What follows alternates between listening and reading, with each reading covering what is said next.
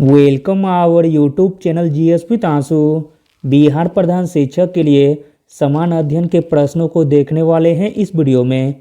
इसमें सारे के सारे प्रश्न बहुत ही सिलेक्टेड दिए गए हैं जो आपके एग्जाम में डायरेक्ट आने की पूरी संभावना है, इसलिए वीडियो को लास्ट तक जरूर देखें। स्टार्ट करने से पहले आप लोगों से एक ही रिक्वेस्ट है, प्लीज़ वीडियो को लाइक और किसी भी एक ग्रुप में शेयर जरूर कर दीजिएगा। चलिए शुरू करते हैं और आप लोग भी सोचिएगा अपना आंसर क्या हो सकता है। पहला प्रश्न है, निम्नलिखित में से किस महासागर की तटरेखा की लंबाई सबसे अधिक है? इम्पोर्टेंट प्रश्न है। तो दोस्तों वह महासागर हो जाएगी अटलांटिक महासागर, जिसकी तटरेखा की लंबाई सबसे अधिक है। अगला प्रश्न है, निम्नलिखित में से कौन सा कथन असत्य है? इसमें असत्य कथन हो जाएगा ऑप्शन नंबर बी, धरातल पर वायुमंडल के दबाव की मात्रा सभी स्थान पर एक समान है, जो कि गलत दिया गया है। बाकी तीनों कथन सही दिए गए हैं। गतिशील वायु को पवन कहते हैं।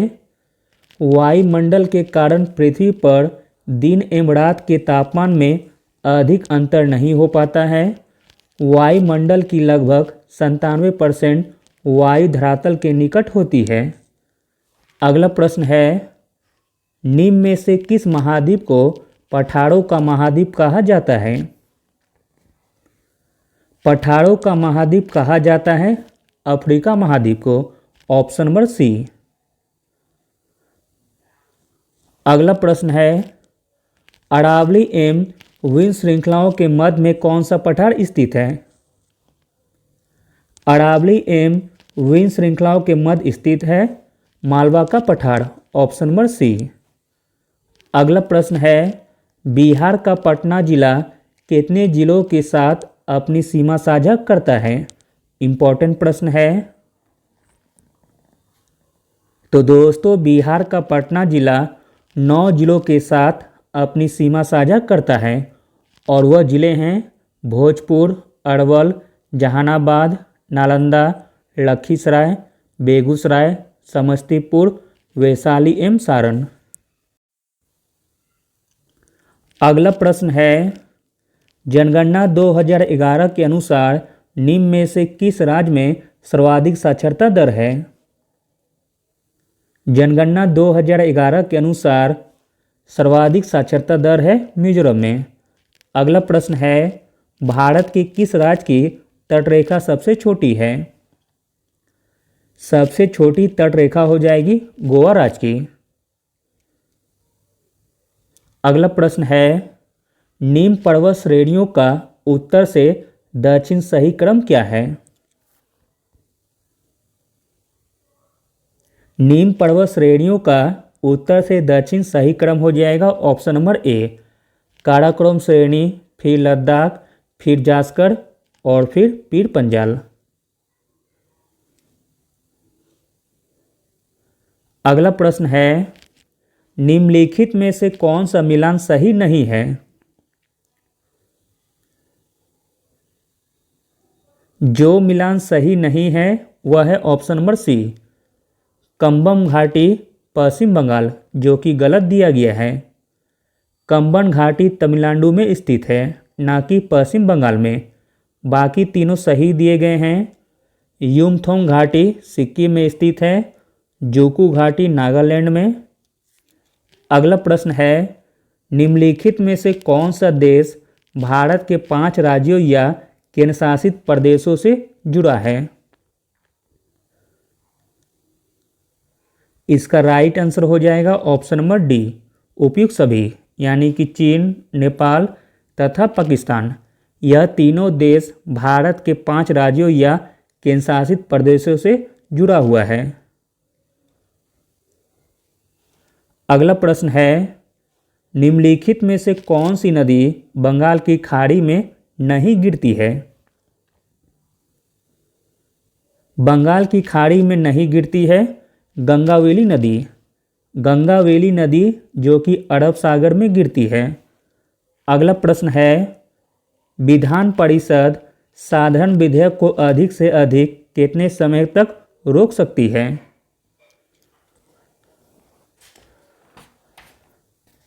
विधान परिषद साधारण विधेयक को अधिक से अधिक 4 माह तक रोक सकती है। Option number C. अगला प्रश्न है, भारत के किस राज्य में कॉफ़ी का सर्वाधिक उत्पादन होता है? कॉफ़ी का सर्वाधिक उत्पादन होता है कर्नाटक राज्य में। अगला प्रश्न है, निम्नलिखित में से बिहार के किस जिले में ताल या टाल मिट्टी का विस्तार नहीं हुआ है? तो वह जिले हैं Begusarai. Option number D. Begusarai जिले में ताल या टाल मिट्टी का विस्तार नहीं हुआ है। अगला प्रश्न है, निम्न में से कौन सी जनजाति अरुणाचल हिमालय में नहीं पाई जाती है?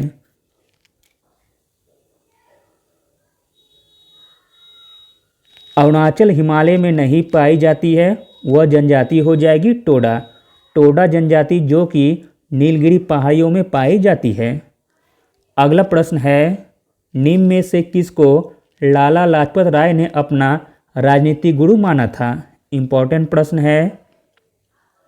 लाला लाजपत राय ने अपना राजनीतिक गुरु माना था जोसेफ मेजनी को। Option number B. अगला प्रश्न है, किस तिथि को महारानी विक्टोरिया ने भारतीय प्रशासन को ब्रिटिश क्राउन के नियंत्रण में लेने की घोषणा की थी? आंसर हो जाएगा ऑप्शन नंबर ए, 1 नवंबर 1858 को। अगला प्रश्न है, दिलवाड़ा का जैन मंदिर कहाँ स्थित है? दिलवाड़ा का जैन मंदिर स्थित है राजस्थान के माउंट आबू में। अगला प्रश्न है, 1857 के विद्रोह का नेतृत्व बिहार में किसने किया था? 1857 के विद्रोह का नेतृत्व बिहार में किया था कुंवर सिंह ने। अगला प्रश्न है, शिवाजी का छत्रपति के रूप में औपचारिक राज्याभिषेक कहाँ पर हुआ था? कहाँ पर हुआ था? तो रायगढ़ में। Option number A. अगला प्रश्न है, किसके सुझावों पर भारतीयों को साइमन कमीशन से बाहर रखा गया था? आंसर हो जाएगा option number A, Lord Irwin के सुझावों पर। अगला प्रश्न है, कांग्रेस सोशलिस्ट पार्टी की पहली बैठक कहाँ आयोजित की गई थी? पटना सोशलिस्ट पार्टी की पहली बैठक आयोजित की गई थी पटना में। अगला प्रश्न है, 1857 में विद्रोह में राष्ट्रीयता की भावना का अभाव था और यह सैनिक विद्रोह से बढ़कर और कुछ नहीं था। यह कथन किसका है? तो दोस्तों यह कथन है आरसी मजूमदार का। अगला प्रश्न है, निम्नलिखित में से किसने सबसे पहले भारत से धन के निष्कासन का सिद्धांत प्रस्तुत किया था? सबसे पहले भारत से धन के निष्कासन का सिद्धांत प्रस्तुत किया था दादा भाई नौरोजी ने। अगला प्रश्न है, रैयतवाड़ी व्यवस्था सर्वप्रथम कहाँ लागू की गई थी? रैयतवाड़ी व्यवस्था सर्वप्रथम लागू की गई थी मद्रास में। अगला प्रश्न है, निम्नलिखित में से कौन पत्तियों में उपस्थित रंध्रों के बारे में असत कथन है? पत्तियों में उपस्थित रंध्रों के बारे में असत कथन है ऑप्शन नंबर डी, रंध्र पोषक तत्वों को नियंत्रित करते हैं, जो कि गलत दिया गया है। अगला प्रश्न है, निम्न में से कौन सी ग्रंथि मेलेटोनिन हार्मोन स्रावित करती है? मेलेटोनिन हार्मोन स्रावित करती है पीनियल ग्रंथि। Option number A. अगला प्रश्न देखते हैं, निम्नलिखित में से मानव लार यानी कि मुख गुहा में उपस्थित होते हैं? मानव लार में उपस्थित होते हैं विद्युत अपघटय, लाइसोजाइम तथा इमाइलेज। इस प्रकार ऑप्शन नंबर डी सही हो जाएगा, उपयुक्त सभी। अगला प्रश्न है पेनिसिलिन के आविष्कारक कौन थे? पेनिसिलिन के आविष्कारक थे अलेक्जेंडर फ्लेमिंग। अगला प्रश्न है निम्नलिखित में से किस एक प्रकार की तरंगों का प्रयोग रात्रि दृष्टि उपकरण में किया जाता है? इंपॉर्टेंट प्रश्न है। तो दोस्तों वह तरंग हो जाएगी अवरक्त तरंग, जिसका प्रयोग रात्रि दृष्टि में उपकरण में किया जाता है। अगला प्रश्न है फोटोग्राफी में उपयोगी तत्व है। फोटोग्राफी में उपयोगी तत्व है सिल्वर ब्रोमाइड। अगला प्रश्न है एक बायोगैस संयंत्र में निम्न में से कौन सी प्रक्रिया होती है? आंसर हो जाएगा ऑप्शन नंबर ए किण्वन प्रक्रिया। अगला प्रश्न है पौधे नाइट्रोजन किस रूप में प्राप्त करते हैं? पौधे नाइट्रोजन प्राप्त करते हैं नाइट्रेट के रूप में। अगला प्रश्न है निम्नलिखित में से कौन आँखों में प्रकाश के किरण की मात्रा को निर्धारित करता है? आंसर हो जाएगा ऑप्शन नंबर ए पुपिल। अगला प्रश्न है हाइड्रोनिजीकरण की प्रक्रिया में किसे उत्प्रेरक के रूप में प्रयोग किया जाता है? आंसर हो जाएगा ऑप्शन नंबर बी निकेल। अगला प्रश्न देखते हैं निम्नलिखित में से कौन हाइड्रोजन का समस्थानिक है? हाइड्रोजन का समस्थानिक हो जाएगा प्रोटियम, ट्राइटियम तथा ड्यूटेरियम। अगला प्रश्न है निम्नलिखित में से किसका प्रयोग मंदक के रूप में किया जाता है? इंपॉर्टेंट प्रश्न है। मंदक के रूप में उपयोग किया जाता है ग्रेफाइट का। अगला प्रश्न देखते हैं किसी परमाणु के बाह्यतम कक्ष में इलेक्ट्रॉन को प्राप्त करने के लिए जितनी ऊर्जा की आवश्यकता होती है उसे कहते हैं? तो उसे कहते हैं आयनीकरण ऊर्जा। अगला प्रश्न है निम्न में से कौन एल्केन का सूत्र है? एल्केन का सूत्र हो जाएगा CnH2n+2। अगला प्रश्न है आयोडीन की कमी से निम्नलिखित में से कौन सा रोग होता है? आयोडीन की कमी से रोग होता है घेंगा रोग। अगला प्रश्न देखते हैं स्त्रियों में रजोनिवृत्ति के पश्चात निम्न में से किस हार्मोन का उत्पादन समाप्त हो जाता है? आंसर हो जाएगा option number A progesterone hormone. अगला प्रश्न है प्रकाश संश्लेषण हेतु सर्वाधिक क्रियाशील प्रकाश है? इंपॉर्टेंट प्रश्न है। प्रकाश संश्लेषण हेतु सर्वाधिक क्रियाशील प्रकाश है लाल प्रकाश। अगला प्रश्न है मलेरिया से मानव शरीर का कौन सा अंग प्रभावित होता है? मलेरिया से मानव शरीर का जो अंग प्रभावित होता है वह है पीलिया यानी कि तिल्ली। अगला प्रश्न है निकट दृष्टि दोष यानी कि मायोपिया वाला व्यक्ति देख सकता है? निकट दृष्टि दोष वाला व्यक्ति देख सकता है नज़दीक स्थित वस्तुओं को स्पष्ट रूप से। अगला प्रश्न है एक झील में द्वितीयक यानी कि दूसरी पोषण स्तर होता है? एक झील में द्वितीयक पोषण स्तर होता है प्राणी प्लवक। अगला प्रश्न है गेंडा संरक्षण परियोजना कब शुरू हुई थी? गेंडा संरक्षण परियोजना शुरू हुई थी 1987 में। अगला प्रश्न है राष्ट्रीय आय की गणना किस विधि द्वारा किया जाता है? राष्ट्रीय आय की गणना जिस विधि द्वारा किया जाता है वह विधि है उत्पाद विधि, आय विधि तथा व्यय विधि। अगला प्रश्न देखते हैं 2011 की जनगणना के अनुसार देश में कार्य सहभागिता दर कितनी है? 2011 की जनगणना के अनुसार देश में कार्य सहभागिता दर है 39.8%। अगला प्रश्न है राष्ट्रीय आय की गणना करते समय निम्नलिखित में से किसको शामिल किया जाता है? राष्ट्रीय आय की गणना करते समय शामिल किया जाता है चौकीदार की आय को। अगला प्रश्न है, भारत के किस शहर को उत्तर भारत का मैनचेस्टर कहा जाता है? उत्तर भारत का मैनचेस्टर कहा जाता है कानपुर को। अगला प्रश्न है, निम्न में से किस राज्य में आम का सर्वाधिक उत्पादन होता है? आम का सर्वाधिक उत्पादन होता है उत्तर प्रदेश में। अगला प्रश्न है, भारतीय ओलंपिक संघ का मुख्यालय कहाँ स्थित है? भारतीय ओलंपिक संघ का मुख्यालय स्थित है नई दिल्ली में और इसकी स्थापना 1927 में की गई थी। अगला प्रश्न देखते हैं, नॉर्मन बोरलॉग पुरस्कार से सम्मानित प्रथम महिला है? नॉर्मन बोरलॉग पुरस्कार से सम्मानित प्रथम महिला है डॉक्टर अमृता पटेल। अगला प्रश्न है, पुस्तक 1984 किसके द्वारा लिखी गई है? पुस्तक 1984 लिखी गई है जॉर्ज ऑरवेल के द्वारा। अगला प्रश्न है, लोसांग उत्सव किस राज्य में जनजातियों द्वारा मनाया जाता है?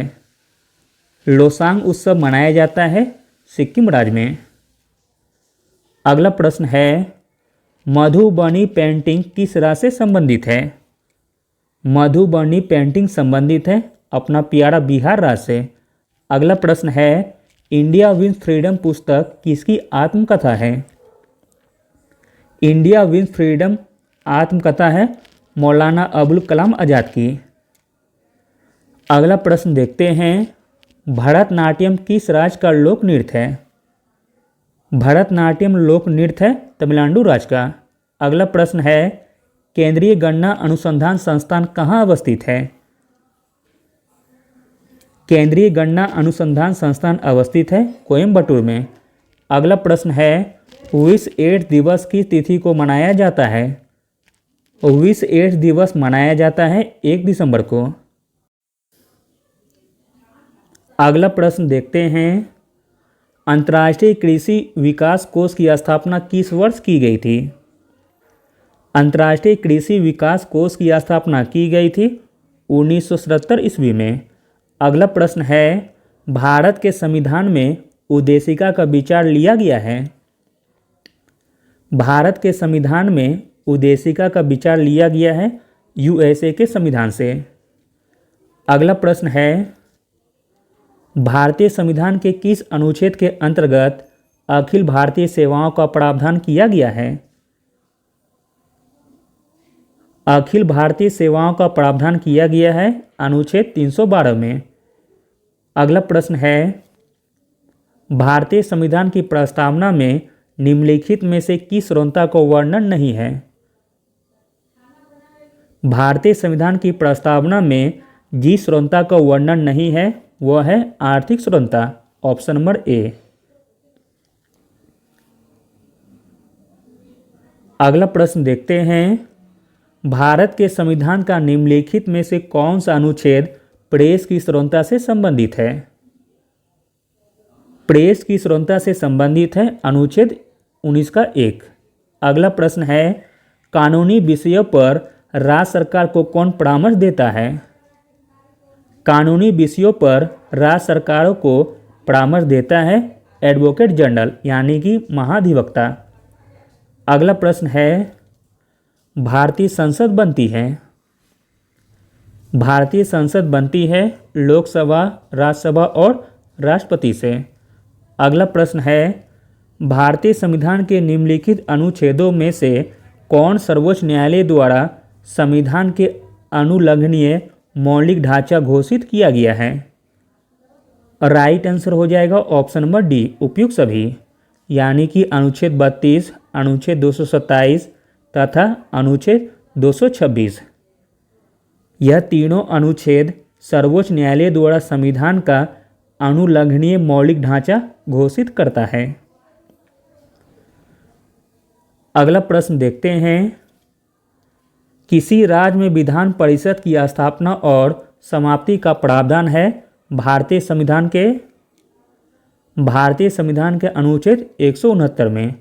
अगला और अंतिम प्रश्न है, सरकारिया आयोग की सिफारिश से संबंधित है? सरकारिया आयोग की सिफारिश से संबंधित है केंद्र और राज्यों के पारस्परिक संबंधों से। Thank you.